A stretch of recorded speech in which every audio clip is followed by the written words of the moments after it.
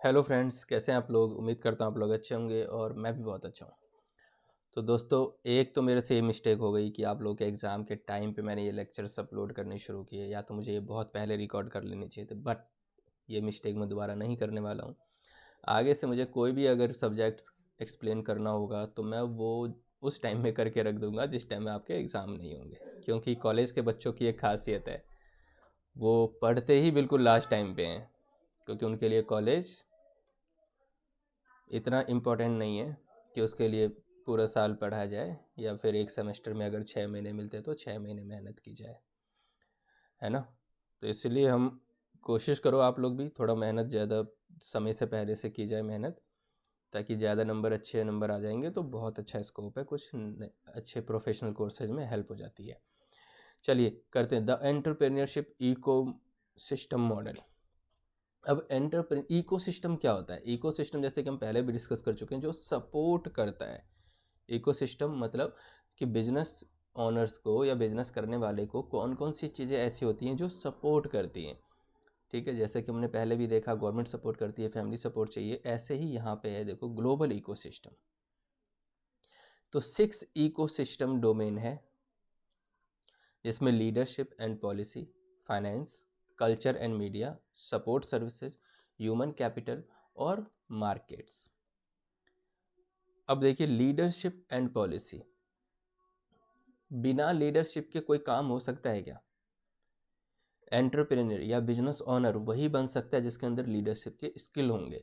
और लीडरशिप में कैसे होते हैं, सपोर्ट करना, प्रॉब्लम सॉल्विंग के कैरेक्टरिस्टिक्स होने चाहिए, बिजनेस फ्रेंडली लेजिस्लेशन होने चाहिए।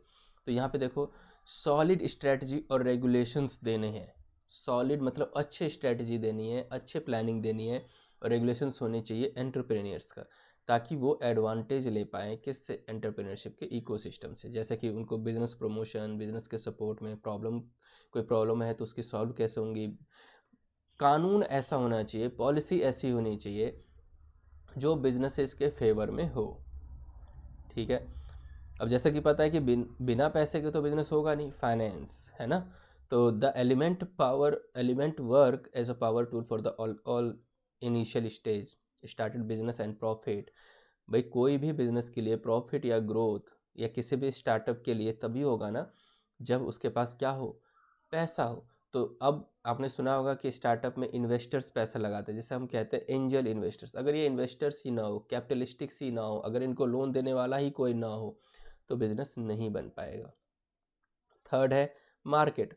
सब कुछ कर लिया जी, अच्छी प्लानिंग कर ली, ये पैसा भी है, प्रोडक्ट भी बना लिया, लेकिन मार्केट तो होना चाहिए ना। डोमेस्टिक में बेचेंगे, फॉरेन में बेचेंगे, कहाँ पे हम सेल करने वाले हैं, कहाँ डिस्ट्रीब्यूशन करने वाले हैं, गवर्नमेंट के कॉन्ट्रैक्ट्स हमें कैसे मिलेंगे, गवर्नमेंट, अलग अलग कंपनीज क्या है मार्केट में। तो मार्केट का होना बहुत ज़रूरी है, तभी तो हम अपने प्रोडक्ट को बेच पाएंगे। नाउ कल्चर एंड मीडिया, देखो ये भी बहुत सपोर्ट करती है। आप ये देखो कि आप अगर एक इंडिया के किसी ऐसे एरिया में जाके बिजनेस कर रहे हो जहाँ का कल्चर उस चीज़ को सपोर्ट करता है, आपके बिजनेस को सपोर्ट करता है, अगर आपके बिजनेस आपका जो बिजनेस है वो उस कल्चर के अगेंस्ट है, उस जो मतलब जो लोकेशन है उसके अगेंस्ट है, तो आपका बिजनेस नहीं चल पाएगा। तो इसीलिए इन्होंने लिखा है कि भाई सोशल मीडिया मोड या अदर मीडिया मोड से उस कल्चर को समझना, उस कल्चर तक पहुंचाना, अपनी चीज़ों को प्रमोशन करना है बेसिकली।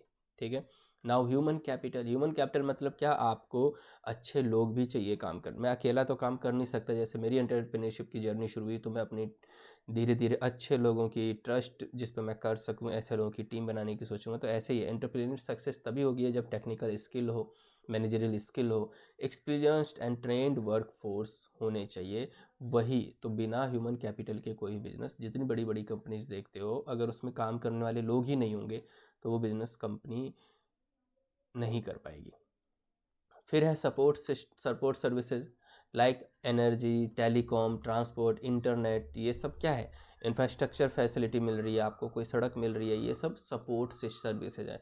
बिना इसके, बिना ट्रांसपोर्टेशन के, बिना टेलीकॉम के, बिना एनर्जी के, बिना इलेक्ट्रिसिटी के आप नहीं कर सकते हैं काम, बिजनेस नहीं कर सकते हैं। तो ये भी 6 हमने देख लिए जो कि इकोसिस्टम में थे। ना प्रोटोटाइप सेंटर्स, देखो प्रोटोटाइप होता है एक छोटा सा मॉडल जो एक्चुअल में कुछ है, उस एक्चुअल का, एक सेकंड, प्रोटोटाइप ये होता है कि जैसे आप मान लो कि कोई आपने शिप देखा, जहाज़ देखा, और उसी का एक मॉडल तैयार कर लिया, छोटा सा मॉडल, तो प्रोटोटाइप उसे कहते हैं, एक मॉडल को कहते हैं। ठीक है, अब यहाँ देखते हैं, prototype and innovation centres is in active. जब कोई बड़ी बिल्डिंग भी बनती है ना, तो उसका पहले छोटा सा मॉडल बनता है, जिसे कहते हैं आर्किटेक्चरल डिज़ाइन कह सकते हैं, या फिर एक तरीके से मॉडल कह सकते हैं। तो देखो यहाँ पे है प्रोटोटाइप की, आपको जो भी जिस एरिया में भी इनोवेशन करना है, कुछ खोज करनी, तो डिज़ाइन, प्रोडक्शन, एग्जामिन करना, वैलिडेटिंग और प्रोटोटाइप। आपने कोई मॉडल बनाया तो उसका डिज़ाइन, प्रोडक्शन, उसको वैलिडेट करना, एग्ज़ाम करना भी इसमें आ जाता है। फिर research, development and transformation for the industry. अगर आप जिस फील्ड में काम कर रहे हैं उसके लिए रिसर्च, डेवलपमेंट, ट्रांसफॉर्मेशन की फैसिलिटी होनी चाहिए, सपोर्ट सिस्टम होना चाहिए, जो हमने पहले भी देखा है। रिसर्च जो हमने कर लिया उसका इम्प्लीमेंटेशन कहाँ करें, बिजनेस में तो करेंगे, तो वो सब प्रोटोटाइप पे ही फोकस होता है। जैसे आप मान लो कि अगर कोविड के वैक्सीन की बात हो रही थी, तो वैक्सीन सडनली सबको नहीं लगा दिया गया, उसके लिए कुछ लोगों पे, एक सैंपल्स पे किया गया। अगर वहाँ पे अच्छा आ रहा है, रिसर्च का रिजल्ट अच्छा मिल रहा है, तो हम पूरे पब्लिक को दे सकते हैं। तो ये प्रोटोटाइप का मतलब यही है कि आपने कोई इनोवेशन किया तो उसको एक छोटे मॉडल पे अप्लाई करके देखें। Cooperation of complex collaboration projects between industry and universities with the international outreach. मतलब आप इंडस्ट्री से, यूनिवर्सिटीज़ से भी कोऑपरेशन मांग सकते हैं, कोलैबोरेशन कर सकते हैं, वहाँ पे भी जाके अपने बिजनेसेस के बारे में बता सकते हैं। Now granting of training facility for industries, जैसे SME, small and medium enterprises and startups के लिए ये लोग ट्रेनिंग फैसिलिटी देते हैं। तो ट्रेनिंग का मतलब क्या, बिजनेस बनेगा उससे पहले उसको ट्रेंड करना है। Accessibility of standard offering, customisation facility, जैसे SME और स्टार्टअप्स हैं उसको अच्छे लेवल के कस्टमाइजेशन फैसिलिटी, जैसे मेरा बिजनेस है, मैं किसी एक ऐसे बिजनेस में करने जा रहा हूँ, उसके लिए कस्टमाइजेशन की ज़रूरत है, उससे मेरे तरीके से उस बिजनेस का इनोवेशन मैंने किया है, तो उसके हिसाब से इंफ्रास्ट्रक्चर चाहिए, उसके हिसाब से मुझे सपोर्ट चाहिए, तो वो कस्टमाइजेशन उसे कहते हैं। ठीक है, अब चलते हैं प्राइवेट इक्विटी फंड्स। ये प्राइवेट इक्विटी फंड्स के नॉर्मली ये फाइनेंस लेने का तरीका है, पैसा लेने का तरीका है। इसमें क्या होता है कि ये जो पैसा दिया जाता है 5 से 10 साल के लिए दिया जाता है। तो आपसे कोई इक्विटी मांग लेगा, आपसे आपके बिजनेस में कुछ शेयर मांग लेगा और बदले में वो आपको पैसा देगा। तो advantages of investment in private equity fund. तो देखो, अगर इन्वेस्टमेंट करते हैं, जो भी प्राइवेट इक्विटी फंड में पैसा लगाते हैं, उनका फ़ायदा क्या होता है, लार्ज अमाउंट ऑफ फंडिंग। यहाँ पे बहुत ही बड़ा अमाउंट फंड में लगाया जाता है। Outstanding source of capital and free of debts. एक तरीके से ये कर्जा नहीं है, आपने किसी को ओनरशिप दे दिया अपने बिजनेस में, 5%, 10%। शार्क टैंक में आपने देखा होगा, उसमें बोलते थे ना कि मुझे 100 करोड़ या 5 करोड़ चाहिए, 10 करोड़ चाहिए, मैं आपको 10% इक्विटी दे दूंगा। तो उनको क्या है, कर्जा नहीं मिला, इंटरेस्ट पे नहीं मिला, बस शेयरिंग करनी पड़ी ओनरशिप की। तो एक्टिव इन्वॉल्वमेंट, इसमें क्या होता है, जो भी पैसा लगाता है ना, वो एक्टिवली इन्वॉल्व हो जाता है, क्योंकि उसको पता है कि मेरी ओनरशिप है इस कंपनी में। तो एक्टिव इन्वॉल्व, तो ये इसके फ़ायदे हैं। फिर अगर किसी अच्छी कंपनी ने आपके उसमें शेयरिंग खरीद ली है, तो उस अच्छी कंपनी में जो भी इंफ्रास्ट्रक्चर होगा वो इन्वॉल्व हो जाएगी आपके बिजनेस में, तो आपको बेनिफिट होगा वहाँ का। फिर incentive and returns, private equity firm में क्या है, जो भी होल्ड करते हैं उन पे हाईली जो भी रिटर्न आएगा, रिस्क भी उन्हीं को बेयर करना है, लेकिन रिटर्न भी तो वही ले जाएंगे परसेंटेज के हिसाब से। 10 करोड़ 100 करोड़ कमा लिया, अगर 25% की इक्विटी किसी और ने ले रखी है, तो 25 करोड़ ले जाएगा वो। नाउ अनटैप्ड पोटेंशियल, अभी भी प्राइवेट इक्विटी बहुत ही बड़ा एरिया है, जिससे अभी तो पूरे तरीके से लोगों ने यूज़ नहीं किया है। जैसे कि आप बहुत ही कम स्टार्टअप्स हैं जो यूनिकॉर्न स्टार्टअप्स बने हैं, प्राइवेट कंपनीज बनी हैं, तो इसका मतलब ये एरिया अभी भी लोग इसमें इन्वेस्टमेंट करना चाहते हैं। Types of private equity fund. अब दो टाइप के प्राइवेट इक्विटी फंड होते हैं, वेंचर कैपिटल और दूसरा है leverage buyout. Venture capital क्या है, these fund are pools of capital that met in a small early stage of startups and emerging business with high growth potential and limited access to capital. मतलब यहाँ पे small stage पे या early stage पे ही startups को venture capital जो funding करते हैं वो लोग सपोर्ट कर देते हैं, ताकि उनको लगता है कि हाई पोटेंशियल है, हाई ग्रोथ होने के चांसेस हैं, और उस कैपिटल का उतना ही पैसा देते हैं जितने का वो बिजनेस में वो यूज़ कर पाए। एक है leveraged buy out, these fund invest in more mature, एक second, more mature business and use extensive amount of leverage to enhance the rate of return. ये क्या होते हैं, ये मैच्योर बिजनेस में, जहाँ पे इनिशियल स्टेज जब बिजनेस बन चुका है तब जाके ये पैसा लगाते हैं, और ताकि उन्हें पता है कि अब तो रिटर्न अच्छा आने वाला है। यहाँ पे हाई रेट ऑफ रिटर्न के ऑब्जेक्टिव से पैसा लगाना होता है लेवरेज बाय आउट में। अब चलते हैं एग्जिट रूट। भाई पैसा तो लगा दिया, लेकिन एग्जिट रूट क्या है? देखो, private equity focus to earn exit in an average 5 से 6 साल तक के लिए ये लोग पैसा लगा के छोड़ देते हैं, तो ये 5 से 6 साल बाद एग्जिट कर देते हैं। It is important for an investor to plan investment and exit and investment together. भैया जब पैसा लगाता है कोई इन्वेस्टर, तो लगाने के साथ साथ निकलने के बारे में भी सोचता है, मुझे कब निकलना है। इन एन एग्जिट प्लान क्या कर सकते हैं, जो भी शेयर है वो बेच सकते हैं, जो भी स्टेक होल्डिंग है वो थर्ड पार्टी को बेच देंगे। भाई मेरा 25% शेयर है, मैंने आपको बेच दिया, किसी और को बेच दिया, या फिर कंपनी के ओनर को बोलेंगे भैया अपना शेयर्स बाय बैक कर लो और मुझे पैसा दे दो। ये निकलने के तरीके हैं। अब एग्जिट प्लान क्या होता है, क्यों निकलें?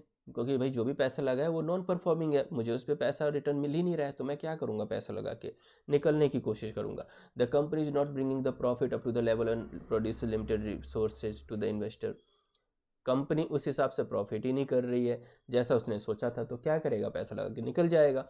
सम of the common strategy for an investor to carry out their exit, कुछ है जैसे कि निकलने के लिए increase the personal salary, pay bonuses in years. मतलब भैया अपनी सैलरी ज़्यादा बढ़ा लो ताकि थोड़ा बहुत रिटर्न आ जाए, क्योंकि जो पैसा लगाते हैं वो थोड़ी बहुत सैलरी भी ले लेते हैं। बोनस ले लो, सेल कर दो अपने शेयर्स एग्जिस्टिंग पार्टनर को, या फिर सारे असेट्स को बेच दो, और फिर इनिशियल पब्लिक ऑफर आईपीओ लेके आ जाओ। आईपीओ आती है ना कंपनी की, जो भाई हम इतने पैसा चाहिए, इतने नंबर ऑफ शेयर्स हम पब्लिक के लिए लेके आ रहे हैं, तो वो क्या करते हैं, अपने ही शेयर्स पब्लिक को बेच रहे होते हैं। ठीक है, अब चलते हैं हम startup action plan and startups and success stories. ये आपने देखा होगी, हमारे इसमें पूरा का पूरा ये बताया कि हमारी गवर्नमेंट इंडिया बहुत सपोर्ट करती है। नरेंद्र मोदी ने बोला मेक इन इंडिया, स्टार्टअप्स के लिए इतने सारे लेक्चर्स दे देते हैं कि हम उसके लिए बहुत ट्रेनिंग प्रोवाइड करेंगे, फंड प्रोवाइड करेंगे। बैंक को बोल दिया कि भैया इनको पैसा दो, इनके बिजनेस आइडिया को समझो। तो स्टार्टअप्स कब इनिशिएटिव हुआ? 15 अगस्त 2015 को प्राइम मिनिस्टर ऑफ इंडिया ने स्टार्टअप्स को शुरू किया, स्टार्टअप्स के लिए इकोसिस्टम बनाने का, और उन्होंने बहुत ही अच्छा इकोसिस्टम बनाया कि अब स्टार्टअप्स में लोग पैसा भी लगा रहे हैं। नाउ फंड सैंक्शन प्रोविजन, अब स्टार्टअप्स को सारा का सारा तो पैसे से ही लेना देना, भैया पैसा दोगे तो मिलेगा। तो यहाँ पे कोई फिक्स्ड प्रोविज़न नहीं है फ़ंड के लिए, लेकिन गवर्नमेंट ऑफ इंडिया ने एक फ़ंड बनाया 10,000 करोड़ का, कि ये 10,000 करोड़ हम स्टार्टअप्स को देंगे। तो जो भी स्टार्टअप्स एलिजिबल होगा उस फंड के लिए, उसमें से कुछ ना कुछ पैसा सबको, किसी एक को नहीं देंगे, अलग अलग स्टार्टअप्स बिजनेस आइडियाज़। इसीलिए तो प्रधानमंत्री स्वामित्व योजना, इस टाइप की कुछ योजना है। Now the total corpus of 10,000 crore is to provide on the basis of progress of the scheme and availability of fund। ये जो 10,000 करोड़ है, जैसे जैसे प्रोग्रेस होती जाएगी इस स्कीम की, वैसे वैसे दिया जाएगा। ऐसा नहीं है कि आप चले जाओगे लेने के लिए आपको दे देंगे, नहीं, आपके पास बिजनेस आइडिया होना चाहिए, आपका ग्रोथ होना चाहिए, आप मतलब आप स्ट्रैटेजी बनाओ 5 साल में कहाँ पहुँचोगे, क्या ऐसा यूनिक प्रॉब्लम का सोल्यूशन लेके आए हो, तो माना जाएगा। The fund amount does not directly invest in to start but provides to SEBI. ये जो फंड है डायरेक्टली स्टार्टअप्स को नहीं दिया जाता, पहले सेबी को दिया जाता है या अल्टरनेट इन्वेस्टमेंट फंड को दिया जाता है, ताकि वो उस पर रेगुलेट करे। नाउ DPIIT जो एंड सिडबी, ये एजेंसीज हैं जो इसकी मॉनिटरिंग करते हैं कि ये पैसा कहाँ जा रहा है।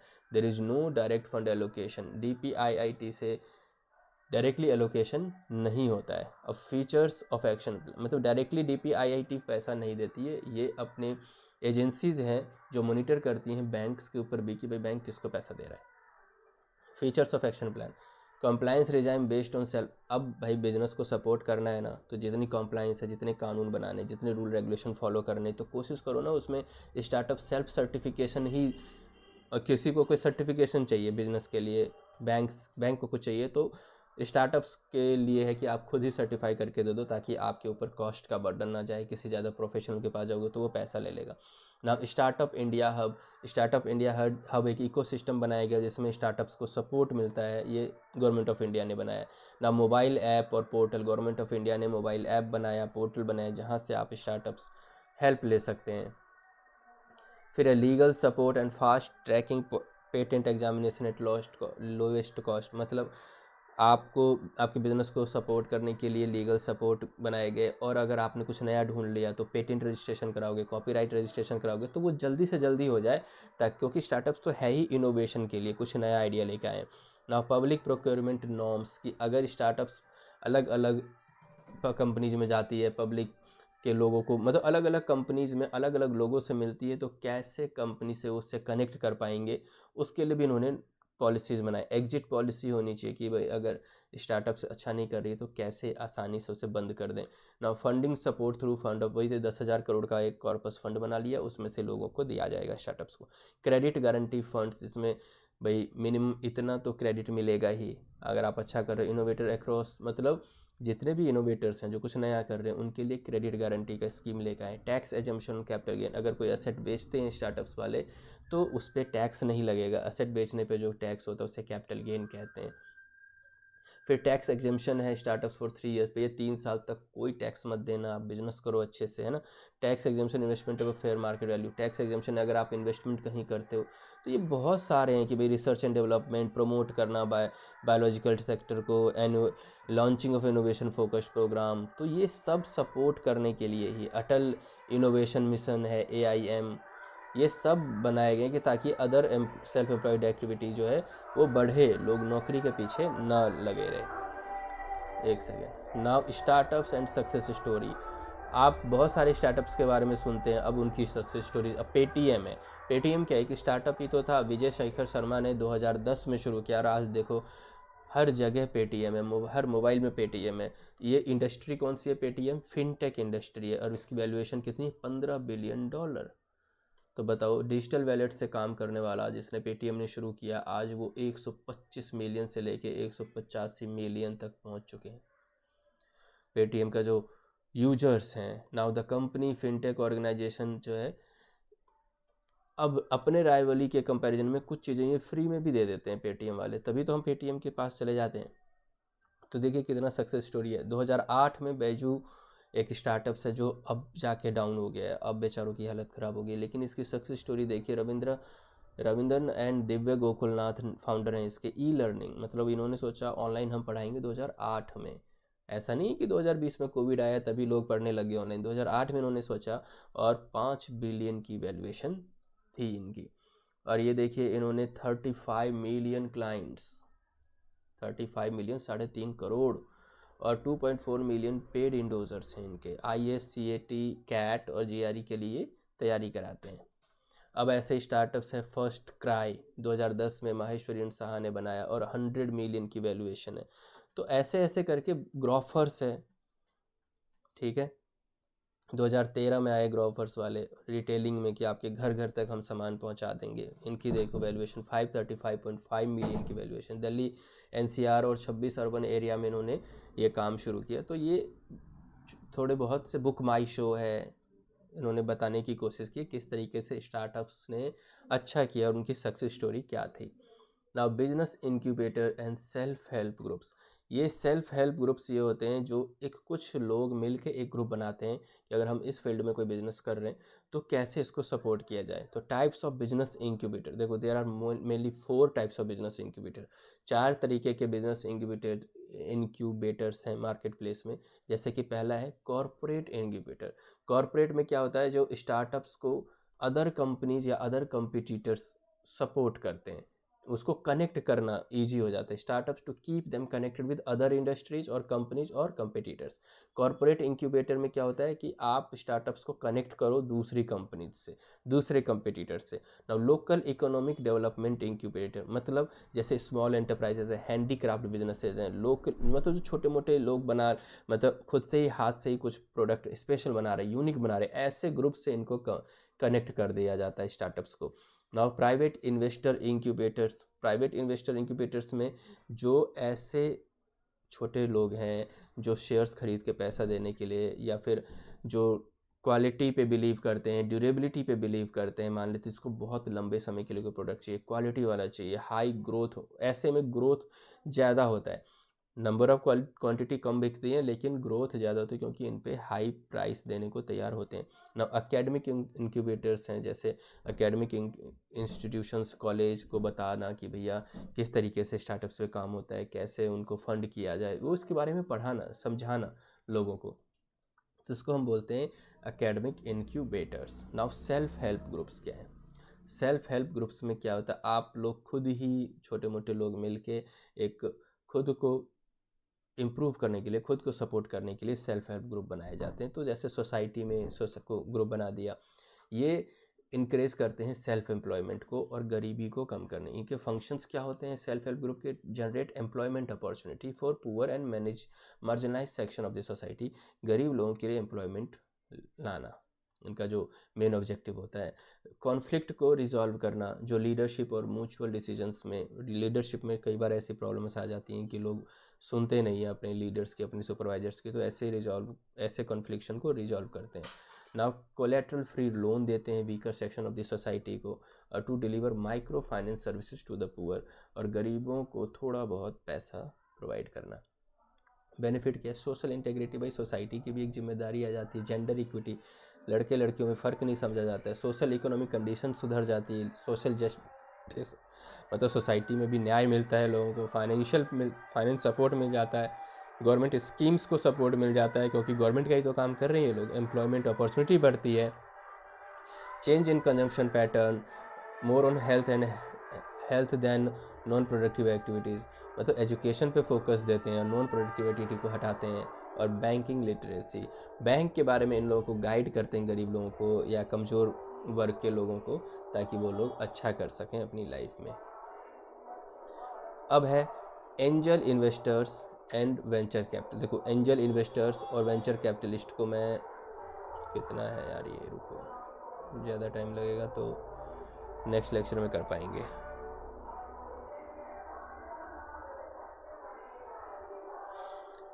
नेक्स्ट लेक्चर में करते हैं, मुझे निकलना होगा एक ज़रूरी मीटिंग के लिए। चलिए अभी तक इस लेक्चर को देखिए, समझिए, फिर नेक्स्ट लेक्चर में कवर करते हैं angel investors and venture capital. Thank you.